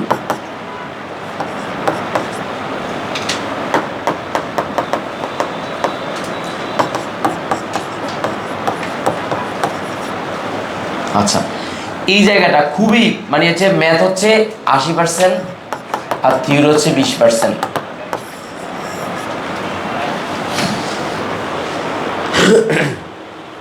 খুবই ইম্পর্টেন্ট, খালি ম্যাথ করতে হবে। অদক্ষেপ পড়বে কি পড়বে না এই কোশ্চেনটা সবচেয়ে বেশি আসে। অদক্ষেপ পড়বে কি পড়বে না, কি বল, অদক্ষেপ পড়বে কি পড়বে না, এই ধরনের ম্যাথটা বেশি আসে, মানে অদক্ষেপ পড়বে কি যাচাই করতে বলে। তারপর দেখো পার্ট 8, এবার হচ্ছে পার্ট 8, পার্ট 8 এটা হচ্ছে লবণের আয়ন শনাক্তকরণ, লবণের আয়ন শনাক্তকরণ, আয়ন শনাক্তকরণ। এই শনাক্তকরণটা এখান থেকে খ নাম্বারের প্রশ্ন আসে এবং গ নাম্বারের প্রশ্ন আসে, পূর্ণাঙ্গ সিকিউ আসে না, খ বা গ। আর শিক্ষা পরীক্ষায় গার্ডওয়েল সেল ব্যবহার করা হয় কেন, এটা আসে। তাহলে এটা প্র্যাকটিক্যাল, এটা হচ্ছে মূলত প্র্যাকটিক্যাল। লবণ আয়ন শনাক্ত, অম্লীয়মূলক একটা ক্ষারীয়মূলক, একটা অম্লীয়মূলক একটা কি ক্ষারীয়, মানে এটা পুরোটা মিলে আসবে অম্লীয়মূলক ক্ষারীয়মূলক। এই যে অম্লীয়মূলক, অম্লীয়মূলক আর এটা হচ্ছে ক্ষারীয়মূলক, ক্ষারীয়মূলক। একটা অম্লীয়মূলক আর একটা কি মূলক বলো, ক্ষারীয়মূলক। ফাইন। আর এখান থেকে প্র্যাকটিক্যালটা স্যার তোমাদেরকে মানে হাতে কলমে করে দেখাবো, এখানে দেখাবো, প্র্যাকটিক্যাল হাতে কলমে করে দেখাবো, হাতে কলমে করে দেখাবো তোমাকে। এখান থেকে প্র্যাকটিক্যালটা হাতে কলমে করে দেখাবো ইনশাল্লাহ। মানে কোনটা আসবে কোনটা আসবে না, কী করতে হবে কী করতে হবে, এটা হাতে কলমে করে তোমাকে দেখাবো। বুঝতে পারছি কিনা, মানে একদম তোমাকে ভালো করে দেখাবো, ঠিক আছে কিনা? ওকে, মাথায় ঢুকছে কিনা? ফাইন। পার্ট 8 এবার হচ্ছে এখান থেকে কিন্তু ভাইবা টাইবা তো অনেক গুরুত্বপূর্ণ। এখান থেকে প্রায় 17 নাম্বার আসে পরীক্ষায়, যেটা আমরা ফ্রি ক্লাসে করানোর সময় দেখাইছিলাম। খুবই গুরুত্বপূর্ণ একটু, মানে কি ওই যে তোমাকে ভাইবা যখন জিজ্ঞেস করবে তখন এই ব্যাপারটা বলবে। এবার হচ্ছে পার্ট 9, এবার হচ্ছে পার্ট 9, দেখো পার্ট 9 দ্রাবক নিষ্কাশন। দ্রাবক নিষ্কাশন যাদের বইয়ের এটা লাগবে না একদম। আর বাকি যেগুলো তো সব বাক্যা, বাকিগুলো সব কি বলো বাক্যা, মানে এগুলো থেকে কোনো সিকিউ আসে, পূর্ণাঙ্গ সিকিউ আসে না, তাহলে এগুলো গুরুত্বপূর্ণ নয়। তাহলে হচ্ছে দ্রাবক নিষ্কাশন, দ্রাবক নিষ্কাশন।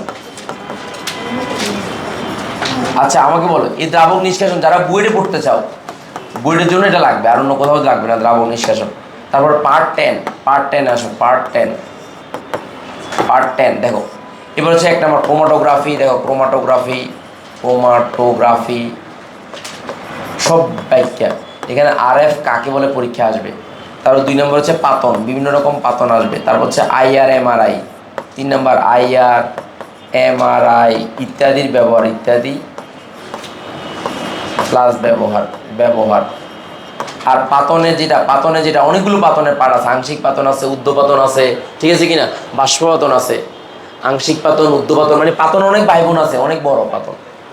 এই ব্যাপারগুলো পুরোটা বিবিধ, এগুলা পুরোটা। তাহলে এই লাস্টের এই পার্টগুলো এগুলো শুধু ব্যাখ্যা পড়া। ক্রোমাটোগ্রাফি RF ইত্যাদি ব্যবহার এটা ব্যবহার প্লাস ব্যবহার ইত্যাদি। IR MRI এগুলোর ব্যবহার আর কি, MRI হবে, MRI হবে, IR MRI এগুলোর ব্যবহার। তারপর হাবিজাবি এগুলো আছে, বিভিন্ন রেঞ্জ দিয়ে আছে। ইউভি রশ্মির ব্যবহার আছে। ইউভি রশ্মির ব্যবহার আমরা ইয়াতে পড়ে ফেলবো, হাইড্রোজেন প্রণালীতে পড়ে ফেলবো। কোথায় পড়ে ফেলবো? কারণ হাইড্রোজেন প্রণালীর সাথে ওটা রিলেটেড দিয়ে কারণ ওখানে পড়ে ফেলবো। তাহলে এই ব্যাপারগুলো, তাহলে এইগুলো যদি ক্লিয়ার থাকে তাহলে পুরো দেখো। এখন তুমি বলো, চোখ বন্ধ করে তুমি এখন বলতে পারো। দেখো এখন তুমি একটা প্রশ্ন যাচাই করো যে স্যার বললাম যে কোন টপিক থেকে আসছে, আসো একটা প্রশ্ন বলো, যে কোনো একটা বোর্ডের নাম বলো। চট্টগ্রাম বোর্ড, রাজশাহী, ফাইন, রাজশাহী নিবো আমি। দাঁড়া আমি নিবো, আমার সমস্যা নেই। তোদেরকে তো কনফিডেন্স বাড়াইতে হবে, কনফিডেন্স যদি না বাড়ায় তোরা তো ভায়াস হয়ে যাবি। তোরে তখন একজন, আরে তুই কি করছিস, তুই তো কিছু পারস না, আরে কোন স্যারের কাছে বলছিস, তোর লাইফটাই তো বিটা, তুই কনফিউজ হবি না, অন্যজনকে কনফিউজ করবি। তুই করবি যে আরে তুই কি পড়াশোনা, তোর ব্যাখ্যা পড়া হচ্ছে এগুলো কি, এগুলো আসবে পরীক্ষা, এগুলো পড় হালকা আসবে। একদম এভাবে থাঁতি মারি তুই বলে দিন তোর ফটা বোকাস, এগুলা আমার এগুলো পড়, একদম মানে উড়াই দিবি। কিসে কি হবে? হ্যাঁ সেটাই তো না, পরীক্ষার পরে তো এগুলো তো আজকে কবে, আমি 18 বছর ধরে কেমিস্ট্রি পড়াচ্ছি। তোদের ইন্টার পরীক্ষা মানে 2000 সেই কত সালে, 2005 সালে, 4 সালের লাস্টে, 5 সালের শুরুতে ইন্টারমিডিয়েট কেমিস্ট্রি পড়া শুরু করছি। তখন তো প্রাইভেট পড়াতাম, মানে আমার পরীক্ষা প্রাইভেট পড়াতাম, কিন্তু মানে প্রফেশনাল একদম, মানে কলেজে জয়েন করার পর থেকে তো প্রফেশনাল। তাহলে 15 সালের লাস্ট থেকে এখন কয় বছর পর্যন্ত বল? প্রায় 15 সাল, একদম কলেজে জয়েন করার পর থেকে। এরপর দেশের গণ্ডি পেরিয়ে এখন বাইরে সিডনি বিশ্ববিদ্যালয়ে কেমিস্ট্রি এডুকেশন নিয়ে কাজ করতেছি আমি, মানে রসায়নের এডুকেশনটা নিয়ে কাজ করতেছি। তো তার মানে কি 8-10 জন হচ্ছে, তো একটু হলেও অভিজ্ঞতাটা একটু এগিয়ে, হালকা হইলেও, মানে একদম না আগে। কিন্তু তুই যদি এখন তোকে আমি কারণে পরীক্ষা পরে দেখা যাবে, তো সেখানে তোকে আমি পরীক্ষা দেখাচ্ছি যে পরীক্ষাতে আয়, তুই আমার কাহিনী আয়। একটা বোর্ডের নাম বল, তুই বল একটা বোর্ডের নাম বল, ইচ্ছা মতো একটা বোর্ডের নাম বল। চট্টগ্রাম বোর্ড, ফাইন, আয়।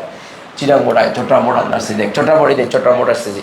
দাঁড়া, এটা ও যেহেতু দেখছে ওটাই দেখবো আমরা। চট্টগ্রাম বোর্ড দেখ, এই চট্টগ্রাম বোর্ড আছে, ওকে ভাই আয়। এবার এখানে দেখ 2 নম্বর অধ্যায় থেকে প্রশ্ন আসছে কয়টা, দেখ এই 2টা কোয়েশ্চেন আছে, এই কোয়েশ্চেনটা 2 নম্বর অধ্যায় থেকে। দেখ আমি যেটা বেরি করি, দেখ প্রথম কোয়েশ্চেনটা কি বল, এই প্রথম 2 নম্বর কোয়েশ্চেনে দেখ ক নাম্বার কি আসছে, বৈদ্যুতিক ইলেকট্রনের ধারণ ক্ষমতা, তার মানে কোয়ান্টাম সংখ্যা থেকে, রাইট? বলছি কোয়ান্টাম সংখ্যা থেকে 100% কোয়েশ্চেন আসবে। ধাপান্তরের সময় বিকিরণের নির্ভরক, বলছিলাম যে হাইড্রোজেন প্রণালী থেকে, বলছিলাম যে 4, 5, 6 এই টপিক থেকে একটা সিকিউ আসবে, আসছে 4, 5, 6 এই 3টা টপিক দিয়ে বসে একটা সিকিউ মিলে আসছে কিনা বল না। আচ্ছা বোর্ডটাকে আমি নির্ধারণ করছি না তুই নির্ধারণ করছিস, মানে তোরাই তো বলছস, তোদেরই তো পরীক্ষা, মানে একটা ধরে নিলাম বোর্ড পরীক্ষার স্ট্যান্ডার্ডের বাইরে তো না। আমি অ্যাকচুয়ালি তোর কনফিডেন্স লেভেলটা বাড়াচ্ছি, that's it. It doesn't mean that তোকে আমি হিউমিলেট করছি, তোকে আমি কনফিডেন্স লেভেলটা বাড়াচ্ছি। তুই যদি কনফিডেন্স থাকে তখন তুই বলতে পারবি, অন্যজনকে সাহস করতে পারবি। কিন্তু তুই যদি কনফিডেন্স না থাকে তাহলে তুই কনফিউজড হয়ে যাবি। এটা তো তোকে লাগতে হবে। দেখ এবার দেখ দ্বিতীয় নম্বর কোশ্চেনের দিকে দেখ, এটা তোকে আমি কি বলছি দেখ, এই খ এবং গ এর জন্য দেখ আমি তোকে দেখাই, এদিকে দেখা। এই অম্লীয় মূলকের শনাক্তকরণ পরীক্ষা বলছি না, 7 নম্বরে যে আয়ন শনাক্তকরণ গ নম্বরের জন্য আসবে, বলছি কিনা বল না এখন। দেখ দেখ 7 নম্বর টপিকটা লেখা আছে আয়ন শনাক্তকরণের জন্য লেখা আছে কিনা, লেখ খ আর গ লেখা আছে পাশে দিয়ে। তো তাহলে এবার আমাকে বল এ পাত্র কোনটা, বল এটা না। তাহলে এই যে ক্লোরিন, তার মানে ক্লোরাইড আয়নের কি শনাক্তকারী পরীক্ষা, আয়ন শনাক্তকরণ। এবার দেখ এওবি মিশ্রিত করলে অদক্ষেপ পড়বে কি পড়বে না, বলছি না সবচেয়ে বেশি আসে মিশ্রিত করলে অদক্ষেপ পড়বে কি পড়বে না। তো এখান থেকে তার কোনো প্রশ্ন আসে না, বুঝছস? এবার প্রশ্ন কোথা থেকে হয় বুঝছস? তুই এরকম আমাকে ইচ্ছে মতো একটা বল, আমি আরেকটা দেখা, তুই হয়তো চিন্তা করতে পারিস এটা একটা হয়তো ঠাড়া মারছেন বা বগ একটা পড়ে গেছে, বলতে পারি তুই আরেকটা বল, ইচ্ছে মতো একটা বল। Dinajpur board, fine. দিনাজপুরের দেখ, দিনাজপুর বোর্ড আমরা কোথাও উপরে না পরে দেখবো? দিনাজপুর মানে উপরে, দাঁড়া উপরে। বল 22 সালে আয় আয় আয় আয় 18-19 তো তোর শর্ট সিলেবাস না, 18-19, আচ্ছা 18-19 যাইতে পারবে, সমস্যা। তুই বল ঠিক আছে 18-19 আয় আয় আয় দাঁড়া আয় 18-19 দাঁড়া আয়, আরে সব বলতো সমস্যা নেই। দেখ আমি আচ্ছা আমার এখানে 22 সাল আর 23 সালের প্রশ্ন আছে রিলেটেড, আমার এখানে 22 সাল আর 23 সালের প্রশ্ন আছে। এখন 18-19 সালের প্রশ্ন দিয়ে আচ্ছা বল, আমি দেখাচ্ছি না, আমার বইতে তো আছে, বল কোন বোর্ড একটা যে 18-19 সালের প্রশ্ন, বল কোন আমার সব প্রশ্ন আমি ছবি তুলে দিচ্ছি এখনই, বল একটা বোর্ড বল। কোন বোর্ড? যশোর কত সাল? 2000 কত সাল ধরবো? 2019 সালে, 2019 সালে দাঁড়া, যশোর বোর্ড 2019 তার দেখতেছি, দাঁড়া না প্রমাণটা দেখায়, তাহলে আবার তোদের কনফিউশন হবে। 18 সালে একটা বোর্ডে প্রশ্ন আসছে, 19 সাল, এই যে 19 সালে যশোর বোর্ড। একটা মোবাইল দে আমাকে, হোয়াটসঅ্যাপ আছে এরকম একটা মোবাইল দে।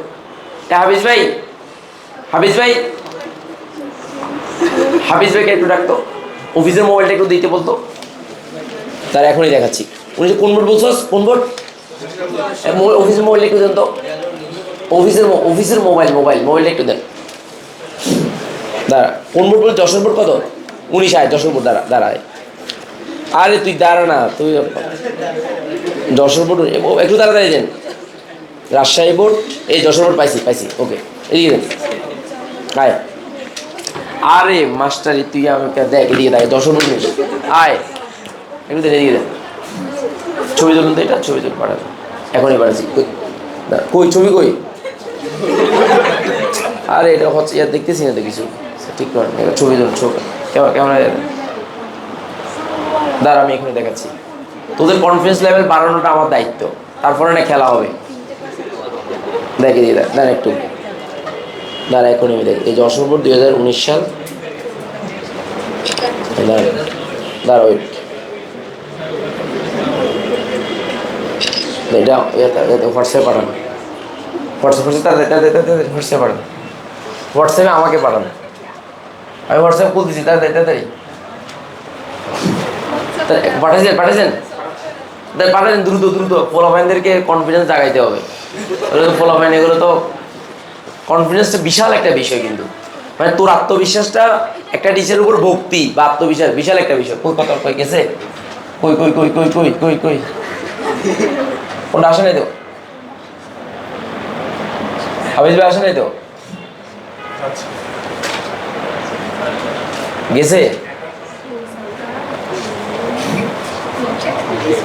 কই?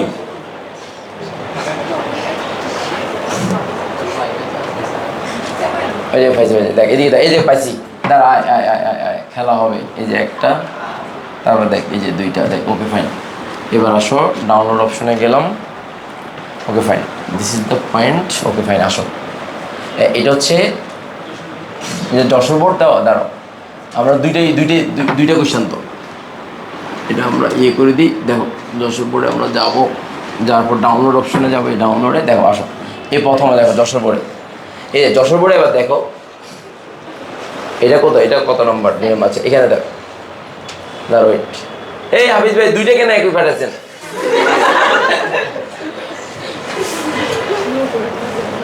হাফিজ ভাই দুইটা একই পাঠাচ্ছেন, দুইটা কোশ্চেন একই কি করছেন? দুইটা একই পাঠিয়ে দিয়েছেন, তাহলে আমি কি ডাউনলোড করতে ভুল করলাম? আচ্ছা আমি তো দেখতেছি এখানে তাহলে প্রথম এখান থেকে অরবিটালে 4টে, হ্যাঁ ঠিক আছে, ওকে। 1 নম্বর কোশ্চেন আসছে এখান থেকে। কই আমাদের এটা তো, আরেকটা হচ্ছে এটা না, এটা ফাইন, ফাইসে পেয়েছি, ওকে ডান।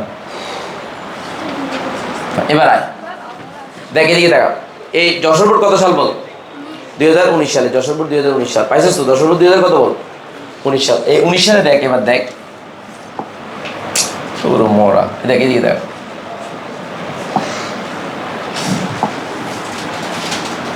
দেখ যশোরপুর 2019 সালে, দেখ তো কেমন লাগে।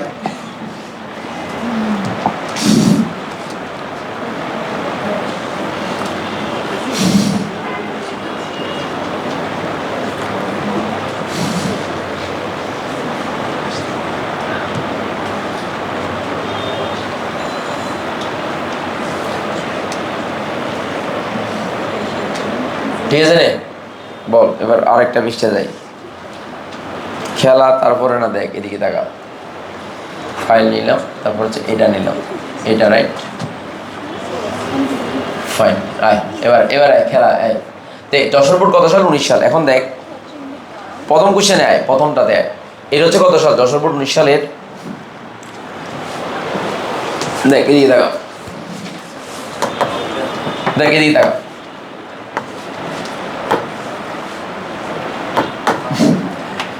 এই উদ্দীপকের ওয়াই মূলের সর্বশেষ অরবিটাল ইলেকট্রনগুলোর ক্ষেত্রে 4টা কোণের সঙ্গে মান লিখো। দেখ 4টা কোণের সঙ্গে মান আসছে। তাহলে কোন অধ্যায় থেকে বল? এটা দ্বিতীয় অধ্যায় থেকে, দ্বিতীয় অধ্যায় থেকে, দ্বিতীয় অধ্যায় থেকে, টপিক থেকে। পার্ট কত থেকে? দেখ কোয়ান্টাম সংখ্যা, পার্ট 4 মনে হয়। কোয়ান্টাম সংখ্যা কত নাম্বার? 5, পার্ট 5।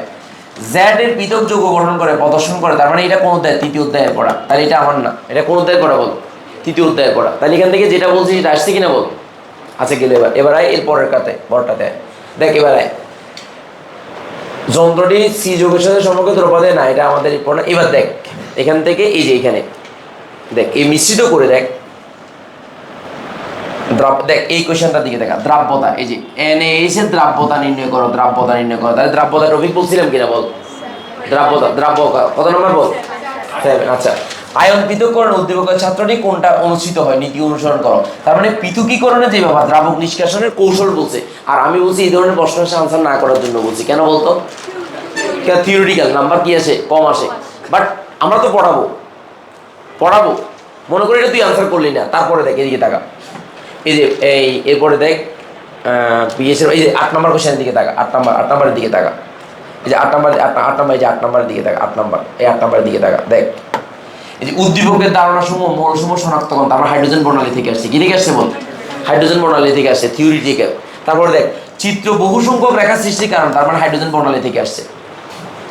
বল আনকমন কি পাইছিস? বলাই যা যা বলছি, তুই একটা ইচ্ছা মতো একটা বোর্ডের নাম বলছিস আমাকে, ওই বোর্ড থেকে আমি তোকে দেখালাম, বললাম যে যা যা বলছি তাই আসবে, এর বাইরে কোনো কিছু আসবে না। তোর কি এখন কনফিডেন্স লেভেল বাড়ে নাই? মনে রাখবি আমি যা যা পড়াবো এর বাইরে একটা সিঙ্গেল ওয়ার্ড অ্যাডমিশন টেস্টও তুই পাবি না। সেটা বুয়েট হোক, সেটা মেডিকেল হোক, যেখানে হবে হোক না কেন, আমি যা যা পড়ানোর সাথে সাথে আমি বলে দেবো এটা অমুক সময় অমুক জায়গায় অমুক সালে এতটা দিকে আসছে, যেহেতু আমার কাছে সবগুলো প্রমাণ আছে। তাহলে তোর কনফিডেন্স লেভেলটা বুস্ট আপ হবে না বল? হবে কি না? আর পিডিএফটা তোকে আমি দেখাতে পারবো না, এখানে সবগুলো আছে। এখন আমাদের তুই বলছিস আমি দেখাইতে কি আমার কষ্ট হয়েছে? 2 মিনিট লাগছে না? এটা লিখতে লিখতে আরও আধা ঘন্টা সময় লাগতো। এই 8টা প্রশ্ন আমি লিখে যদি দেখানো, তোকে এখন স্মার্টবোর্ড থাকার কারণে 2 মিনিটের মধ্যে আমি দেখাই ফেলতে পারতেছি। তাহলে বল তোর তোর যে একটা কনফিডেন্স লেভেল সেটা বাড়বে। আমি বিশ্বাস করি তোকে যেরকম প্রশ্ন দেওয়া হোক না কেন, তোকে মানে 100% তুই আনসার করতে পারবি। ওভাবে আমরা পড়াবো, সোজা কথা। সো আমার উপর তোকে বলতে হবে, তোর যদি কোনো অসুবিধা হয় আমার সাথে শেয়ার করতে হবে যে স্যার এই বিষয়টা। আর বায়াস করার লোকের অভাব নেই। বিভিন্ন ফিরের মুরিদ আছে অনেকগুলো, দেখিস এই মুরিদগুলো তোকে বিরেসবে, তোকে বায়াস করতেই পারে। তুই বরংস বায়াস করবি ওদের, উড়ে দিবি। তুই কী বুঝছস বল? কোত্থেকে আছে বল আমাকে, দেখা তোর এই জিনিসগুলো। একদম ডাইরেক্ট কথা বলবি। বায়াস মানে বুঝছ না, মানে তোকে কী করে ডাইভার্ট করে অন্য কিছু। যেমন তুই খুব কনফিডেন্ট নিয়ে মনে কর জাহিসের কাছে পড়তে বলতেলি, তোরাই বলে আল্লাহ তুই জাহিসের কাছে পড়তেছিস, তোর জীবন তো শেষ। আরে জানাস আমার এক সিনিয়র ভাইয়ের বোনের বান্ধবীর বউ এখানে পড়ছে, মানে বান্ধবীর বউয়ের বান্ধবী এরকম কিছু একটা হতে পারে, বন্ধুর বউ আর কি, বান্ধবীর না বন্ধুর বউ পড়ছে। জানিস এ তো খারাপ করছে না অবস্থা, তোকে এরকম বায়াস করে ফেলবে সেকেন্ডের মধ্যে, মানে তুই নিজেই কনফিউজ হয়ে যাবি।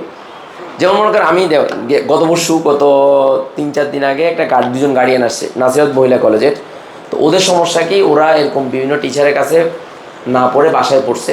এখন মেয়ের নাকি সিলেবাস কিছু শেষ হয়নি, আর যারা অভিজ্ঞতা কম তারা তো লাইন বাই লাইন পড়াতে গেলে সিলেবাস শেষ হতে দেরি হয়ে যায়, যাওয়া স্বাভাবিক। এটা যেহেতু সবগুলো পড়াতে চাই তখন তাকে সিলেবাস শেষ হয় না। এখন মেয়ে নাকি কান্নাকাটি করতেছে, বাসা আসছে, আশি কার থেকে শুনে আবার আসছে, আসি মোটামুটি আমার থেকে। আমি বললাম যে এটা কোনো ব্যাপার না, আপনি সমস্যা নেই, আপনি সেকেন্ড ইয়ারে ভর্তি করে দেন, আমি দেখবো।